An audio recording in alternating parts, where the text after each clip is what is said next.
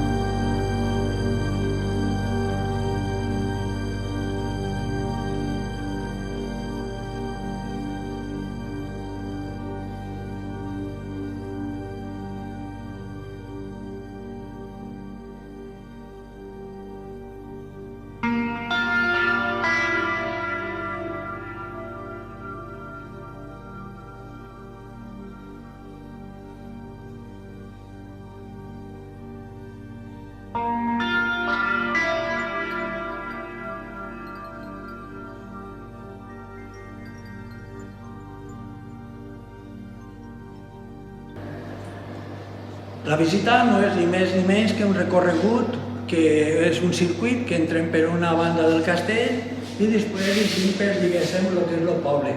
Aquest castell, la seva alçada, ocupat també pels templaris, l'albacar, on estan les pintures templàries, i després l'Aljama, que és el poble que ha estat ahí fins a l'expulsió dels moriscos el 1609, i tot això és el que volia el poble d'Alcalà per a tindre el control de tota la serra d'Irta i la mar.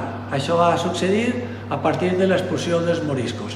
I tot això, tota aquesta història, més els sediments i els restes del poble ibèric que hi ha per baix, posat damunt d'un poble d'època i cultura de l'edat del ferro, en presència fenícia, i després tot això està per baix, damunt, el primer assentament documental correspon a l'edat del bronze.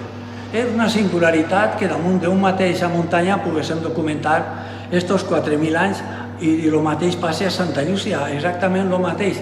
El que passa que en cada moment un i l'altre han tingut la seva visió i la seva importància tenint en compte que la importància fos la terra o el control de la mar.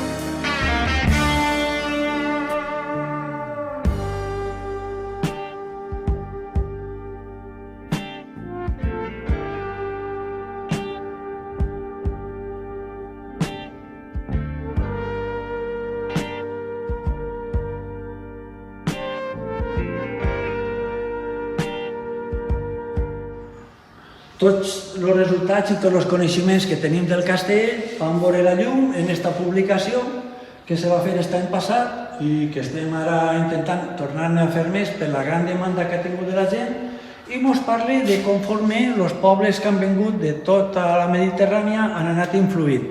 El caràcter gaspatxer no és ni més ni menys que la suma de totes aquestes influències de tot el que ha vingut de fora. I això és el que en certa manera volem ensenyar a la gent, el nostre caràcter, la nostra identitat, la personalitat gaspatxera com a símbol d'identitat dins d'una província i dins d'aquest món de la globalització, totes aquestes coses són les que tenim que tindre en compte per a no deixar de ser qui som.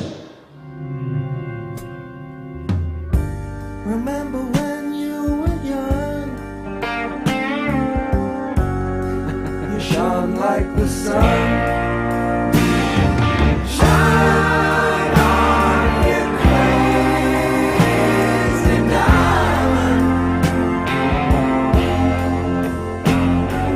Now there's a look in your eyes,